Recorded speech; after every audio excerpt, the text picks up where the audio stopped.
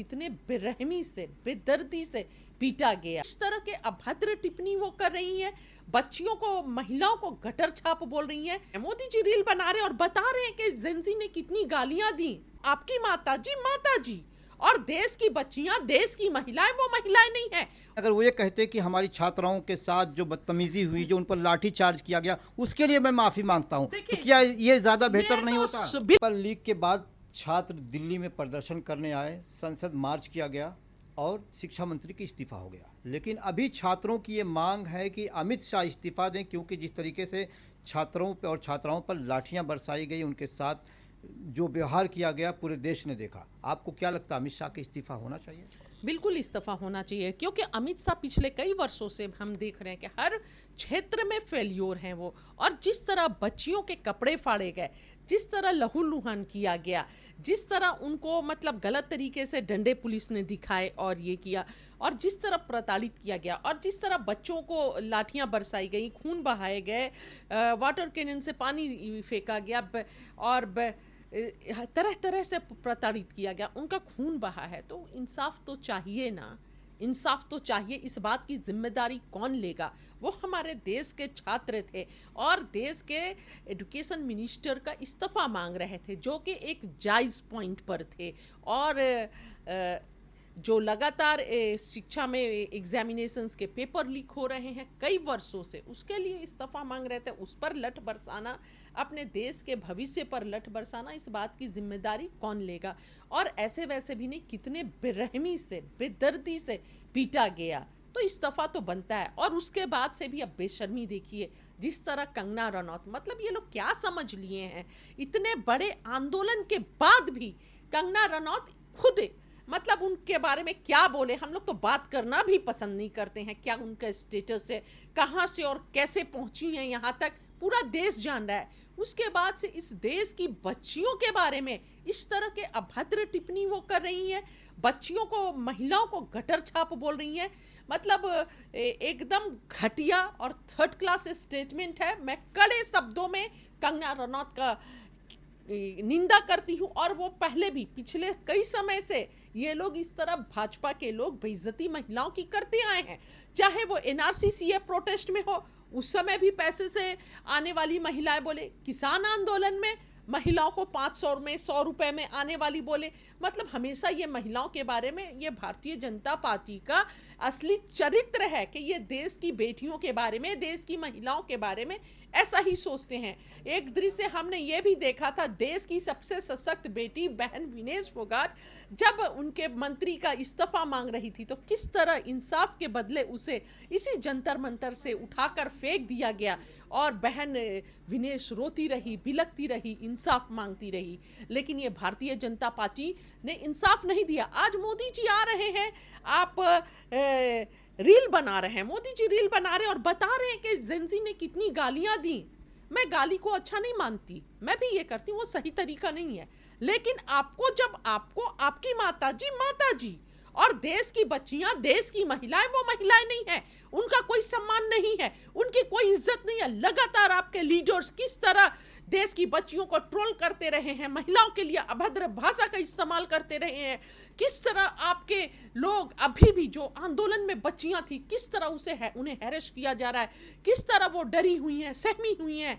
आपको वो सब नहीं दिखता, लेकिन आपको अपनी गाली दिखती है। आपके लोग किस तरह चैनल्स में खड़े होकर लाइव डिबेट्स में गालियां देते हैं।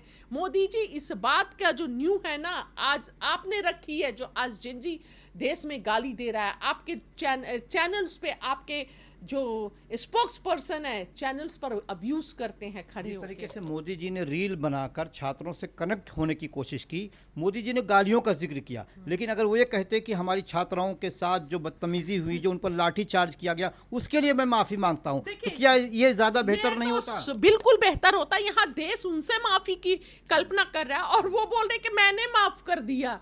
बताइए, उन्हें देश का दर्द नहीं दिख रहा है, उन्हें सिर्फ अपना दर्द दिख रहा है, अपना दर्द दिख रहा है, अपनी पीड़ा दिख रही है, अपने पार्टी का दर्द दिख रहा है, पर देश के बच्चियों का दर्द नहीं दिख रहा है, देश के बच्चों का दर्द नहीं दिख रहा है, देश में जो बच्चे बच्चियां पढ़ रहे हैं वो किस परेशानी का सामना कर रहे हैं, उनकी परेशानी नहीं दिख रही है। यही हकीकत है। ये लोग सिर्फ सत्ता के लोभी लोग हैं, सत्ता चाहते हैं।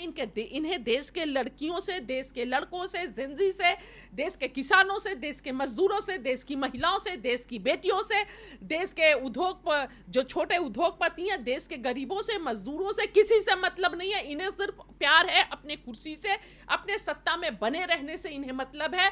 और जो पिछली सरकारों ने जो देश को बनाया है वो संपत्तियों को ये लगातार बेच रहे हैं और हमेशा गुमराह करने वाली बात करते हैं, देश को नफरत में बांटने की कोशिश करते हैं। आपने देखा होगा कि लगातार पिछले समय से किस तरह देश को बांटने की कोशिश की गई है, लगातार ही देश को नफरत में बांटने की कोशिश की गई है। अभी भी वंदे मातरम पर आप कानून ला रहे हैं, अरे आप पेपर लीक्स पे कानून लाइए ना, आप किसानों के एमएसपी पे बात कीजिए ना, महंगाई कैसे कम होगी उस पे बात कीजिए ना, प्रतिवर्ष युवाओं को 2 करोड़ रोजगार कैसे मिलेगा आप उस पे बात कीजिए ना, देश की बच्चियां कैसे सुरक्षित रहेंगी उस पे बात कीजिए ना, रोजगार के क्या अवसर हैं नए उस पर बात कीजिए ना, उस पर कानून बनाइए।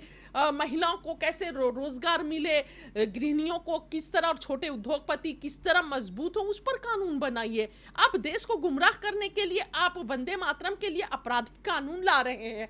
मतलब अभी भी आप सिर्फ नफरत की बात कर रहे हैं, नफरत फैलाना चाहते हैं, बांटना चाहते हैं। वंदे मातरम मतलब देश के लिए बात है ना, वंदे मातरम देश के लिए। तो ये देश वंदे मातरम सिर्फ बोलने से नहीं होता है। ये देश जो है, यहाँ के पुरुष, यहाँ के महिला, यहाँ के बच्चे बच्चियाँ, बूढ़े बूढ़ी और इस जमीन, पानी, फल, दरख्त, पेड़, तेल, हर देश का एक एक जर्रा जो मिलकर है वो देश को बनाता है। और वंदे मातरम जो है ये देश की एक ये है, देश की तारीफ है और देश के लिए ये है। तो आप देश के लिए क्या कर रहे हैं? इसी देश के जमीन को आप 1 रुपए में अडानी को बेच रहे हैं। 1050 एकड़ जमीन आप अडानी को बेच दे रहे हैं।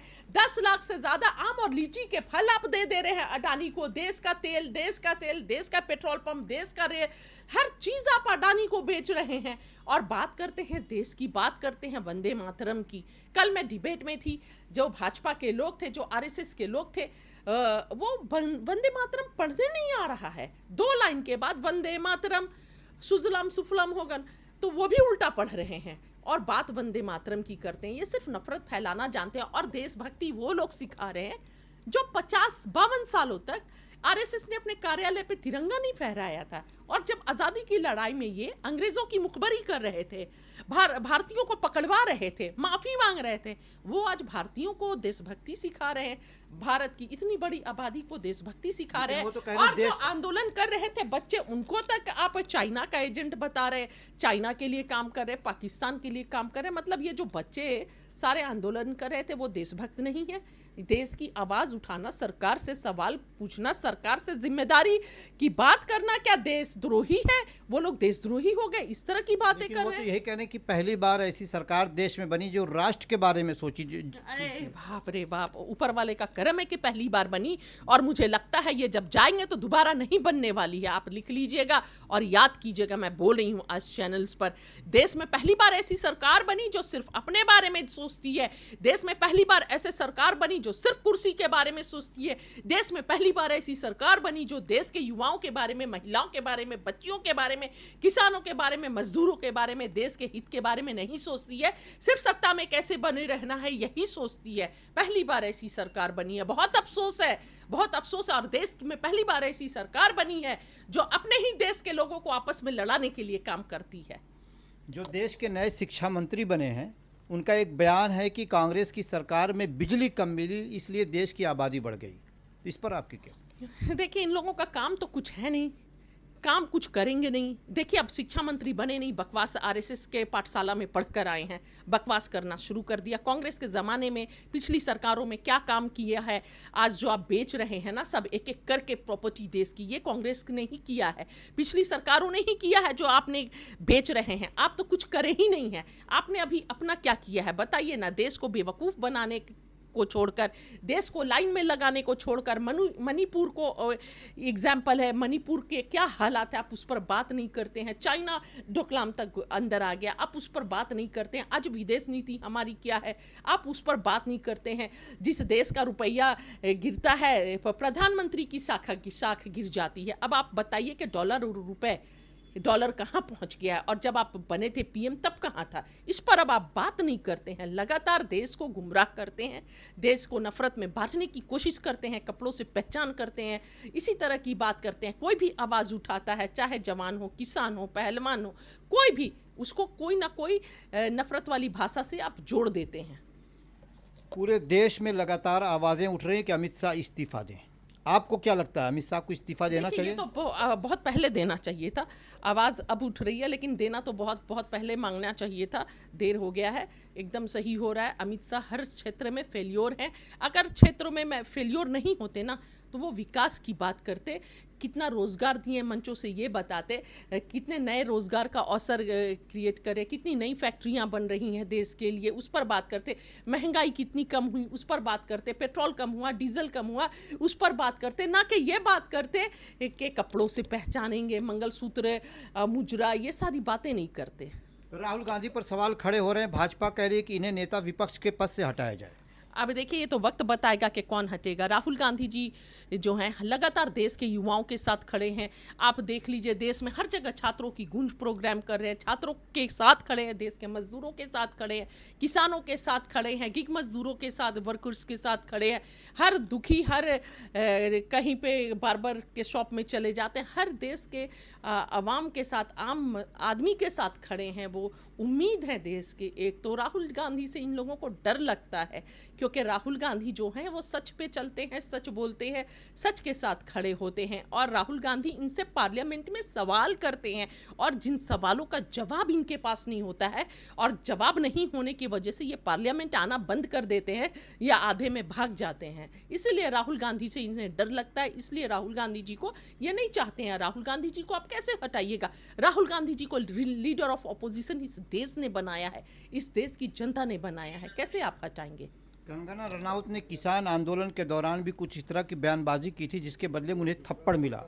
आपको क्या लगता है कि देश उन्हें सजा मिलेगा जिस तरीके से बेटियों को अपना? देखिए, कंगना रनौत, मुझे लगता है कि किसान आंदोलन में जो बदतमीजी भरी बातें महिलाओं के बारे में बोली थी, थप्पड़ पड़ा, वो थप्पड़ वो भूल गई हैं। मुझे लगता है उन्हें वो थप्पड़ नहीं भूलना चाहिए। इतना तगड़ा थप्पड़ था, ज़बरदस्त थप्पड़ था, वो थप्पड़ की गूंज उनके कान में अब तक होनी चाहिए, नहीं भूलना चाहिए। बहुत सारे लोग कमेंट कर रहे हैं कि जिस गटर से वो निकल कर आई हैं वो अपना जाती तजर्बा बता रही हैं, क्या ऐसा? बिल्कुल, वो खुद ही गटर छाप है। नशा करती थी, सस्ता नशा करती थी, गटर छाप है, और एकदम निचले तबके, निचले दर्जे की महिला है। तो इसीलिए वो हर महिलाओं को जैसे खुद है उसी तरह, उसी ग्लास से, उसी फ्रेम से देख रही हैं। अगर वो शरीफ होती या अच्छी होती, अच्छे बैकग्राउंड से आती, तो इस तरह महिलाओं के बारे में, अपने देश की बच्चियों के बारे में इस तरह अभद्र टिप्पणियां नहीं कर रही होती। 10वीं 11वीं 12वीं में पढ़ने वाली बच्चियों के बारे में जिस तरह के शब्दों का प्रयोग कर रही है, बेहद शर्मनाक है, निंदनीय है। कड़े शब्दों में मैं निंदा करती हूँ। शर्म आती है कि देश की पार्लियामेंटेरियन एक ऐसी है, कैसे वो पार्लियामेंट पहुँच गई, शर्म आती है। भाजपा में देखा गया कि जितने ज़्यादा विवादित बयान देंगे उतना ज़्यादा आपको इनाम मिलेगा। देखिए, उनमें अपना कुछ टैलेंट तो है नहीं। चाटुकारिता करके यहाँ तक पहुँची, तो सोचती है कि तलवे चाटने से, चाटुकारिता करने से, देश की महिलाओं को, बच्चियों को अभद्र भाषा का इस्तेमाल करने से पार्टी कहीं और पहुँचा दे, मिनिस्टर बन जाए। तो याद रखिएगा, ये सरकार एक दिन जाएगी भी, और हमेशा कोई चीज़ परमानेंट नहीं होता है। तो इतना ही बोलिए जितना आप जितना आपको दोबारा, मतलब as you sow shall you reap, है ना? तो ये चीज़ याद रखना चाहिए, और न्यूटन का 3rd लॉ भी याद रखना चाहिए, है ना? लेकिन अमित शाह तो कह रहे हैं जैसे 50 साल हुकूमत कांग्रेस करी, हम भी करेंगे। देखिए, ये तो वक्त बताएगा, और देश के जिंजी ने अभी बता दिया था कि आपको 2 दिन में अपने स्टेटमेंट को बदल कर तुरंत इस्तीफा दिलवाना पड़ गया, कि देश के नागरिक, देश की आम जनता कितना पसंद कर रही है ये कि आंदोलन में, जंतर मंतर पे ये आंदोलन से उन्हें पता चल गया होगा, और सारे रिपोर्ट के बाद ही तुरंत इस्तीफा दिया गया, है ना? तो ये देश का आक्रोश था जो जंतर मंतर पर दिख रहा था। सिर्फ ये देश के बच्चों का नहीं, पूरे देश के अभिभावक भी यहाँ पर आ रहे थे, और हर तबके से आ रहे थे, है ना? तो ये उनको जवाब मिल गया होगा, सिर्फ बोलने से नहीं होता है। आप सोचते हैं ED, CBI, election commission, Gyanesh Kumar सबको हाईजैक करके देश में सत्ता में बने रहिएगा, तो जनता जनार्दन भी है जो देश में सबसे ऊपर है। जनता जनार्दन को नहीं भूलना चाहिए। आपको लगता है सरकार पहली बार बैकफुट पर आई है?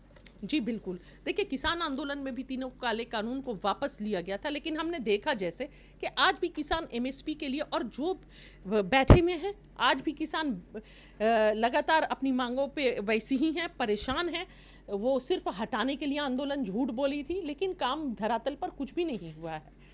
तो ये पहली बार जो है वापस इस्तीफा लिया गया है, जो दिख रहा है।